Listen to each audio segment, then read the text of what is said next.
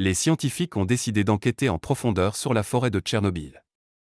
Mais ce qu'ils ont découvert a choqué le monde entier.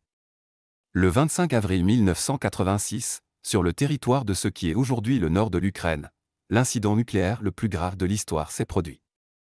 Un réacteur d'une centrale nucléaire a explosé et a brûlé. Ce fut le moment le plus tragique de l'histoire de l'énergie nucléaire. Aujourd'hui, près de 40 ans plus tard, les scientifiques estiment que la zone autour de l'ancienne centrale nucléaire restera inhabitable pendant les 20 000 prochaines années.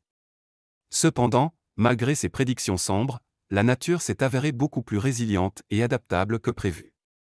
En raison du désastre, d'immenses territoires autour de la centrale nucléaire sont devenus une zone d'exclusion, où il n'y a pratiquement pas de personnes. Cependant, ces dernières décennies, ce territoire est devenu une réserve unique pour les animaux sauvages et l'une des plus grandes au monde. Les scientifiques ont récemment lancé un projet pour en apprendre autant que possible sur la faune de cet endroit.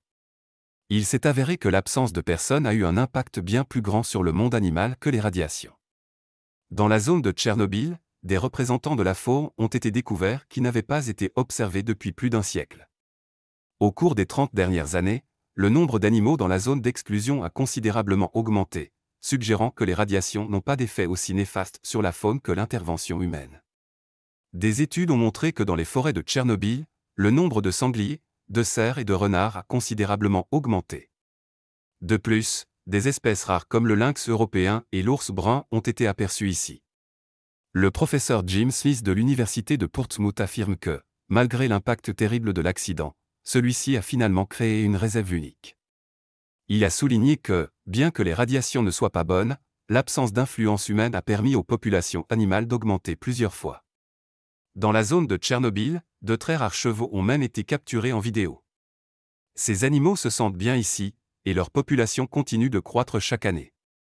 Selon les scientifiques, la zone d'exclusion compte actuellement 7 fois plus de loups que les réserves naturelles voisines. Certaines espèces d'oiseaux ont également commencé à revenir, profitant des bâtiments détruits et des nombreux arbres, que bien sûr, personne ne coupe plus. Cela confirme une fois de plus que, même sous des conditions radioactives, la nature trouve un moyen de survivre et de se reproduire. Cependant, tout n'est pas idéal. Les chercheurs ont constaté une diminution du nombre de bactéries bénéfiques et des mutations inhabituelles parmi certaines espèces.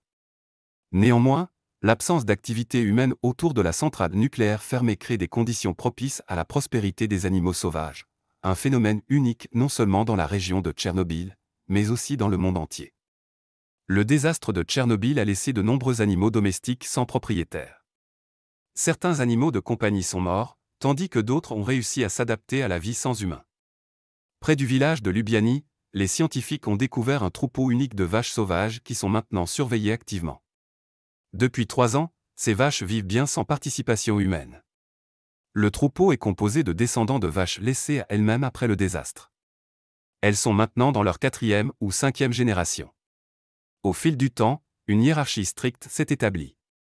Le taureau le plus important, un énorme mâle qui a perdu un œil lors de combats avec des prédateurs, dirige le troupeau mais permet à d'autres taureaux de rester tant qu'ils ne le défient pas. Les taureaux agissent en tant que défenseurs, aidant le troupeau à se protéger des prédateurs en formant un cercle serré avec les veaux et les vaches au centre. Les gènes ont fait leur effet, et la lutte pour la survie a complètement changé le mode de vie de ces animaux.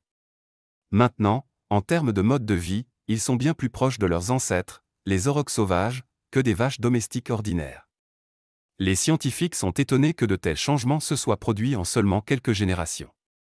Les derniers aurochs, ancêtres sauvages du gros bétail moderne, sont morts dans les forêts de Pologne en 1627. Les scientifiques n'en croyaient pas leurs yeux en voyant que les vaches s'étaient adaptées si facilement à la vie sans maître humain. Aujourd'hui, elles remplissent une fonction très importante dans la région de Tchernobyl, elles préservent le paysage, agissant comme des tondeuses vivantes. Ces vaches ont beaucoup changé, apprenant à tolérer les hivers très froids en creusant la neige avec leurs sabots pour trouver de la nourriture et se réfugier dans des étables en ruine. Aujourd'hui, le troupeau compte environ 20 individus. Contrairement aux troupeaux domestiques qui paissent dans de grandes prairies, ces vaches préfèrent rester près des bords de la forêt, où il leur est plus facile de repousser les nombreux loups. Ce que les scientifiques ont observé a conduit à des conclusions étonnantes. Malgré la contamination radioactive sévère, la zone autour de Tchernobyl s'est révélée être plus confortable pour la vie des animaux sauvages et domestiques que n'importe quel autre territoire sur la planète où il y a une présence humaine. La nature se rétablit et prospère là où il n'y a pas d'intervention humaine. Cela donne de l'espoir que la nature pourra se remettre même après les catastrophes les plus dévastatrices, si on lui en donne la chance.